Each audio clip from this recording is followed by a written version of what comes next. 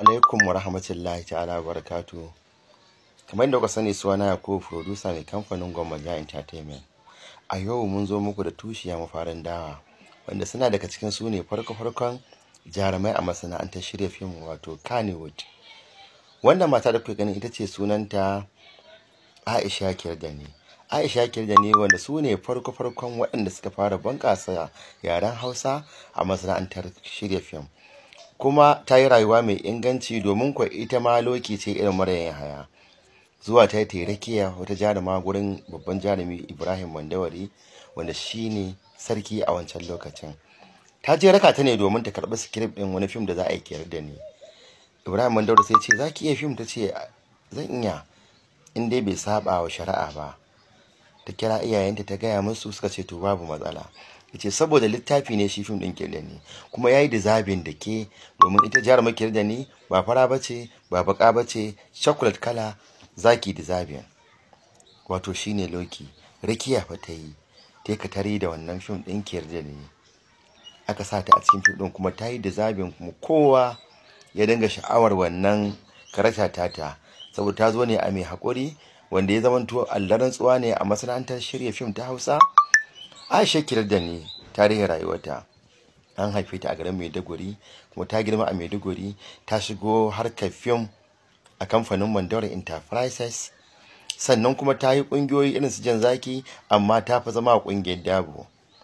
Ba zan manta ba, Aisha Kirdani tabbas mun yi rayuwa da ita a wannan ƙungiya ta Kirdani lokacin muna yan dugwa ana ɗan koran mu da tsinken tsantsiya idan mun shigo. Muna ganin su da su Master Idi, su na Kongo, su ne irin jaruman da suke dan yin filin da bai din nan. Sai kuma Allah ya kawo mata miji mai albarka, ta yi aurenta, ƴaƴanta 5. Baka ganin motsinta a gurin hayaniyar social media ko wani shashanci da sauransu. Aisha Kirdani an dade ba a ganta ba, sai taron da muka gudanar na Hajiya Hindatu Bashir, wato Kannywood family, wanda ni aka ba wa jagorancin raba wannan katin baki daya a ƙarƙashin jagorancin Hajiya Hindatu Bashir. To a nan aka ƙara ganin Aisha Kirdani, domin kwata-kwata an manta da ita.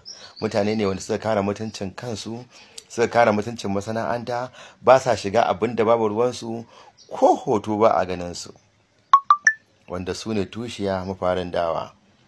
Allah ya miki albarka, ki yarda da ni. Allah ya yarda mu baki daya. Allah ya ƙara sutura sai da. To yanzu an yi mai ake cewa game da auren nan da kika yi. Wani aure ne?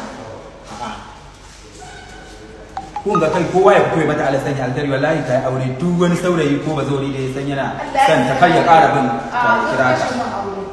To gashi ko kin ce kan kashe miki aure? Gaskiya bai wuce. Auren sani wai to ko me yasa ba kwa son faɗa? Normal ne. Ashe haka yake ka? Kinga na an gogen hadda a wannan shekarar. Kinga ta yi aure, Rahama Sare ta yi aure, Aisha Humaira ta yi aure, Sadiya Haruna ta fito. To ya za a ce? Kowa da kowa ya yi aure, ba wata masifa, babu wata kalar wacce da ke ɗauka ba. Duk wanda ya zo kai ka tashi mutum wannan da shi. Dan Allah dan Annabi kar wanda ya ƙara mata dina mai ce yana son ta ko da aure ko da wani abu. Kashe ni. Wallahi tana da miji, kuma wallahi tana da mijin auren ta, na kashe mata aure. Wallahi na sani. Aisha ta nace musu mutane ta yi aure amma a sirrance, da ma su muke sai an shafa fatiha an gama.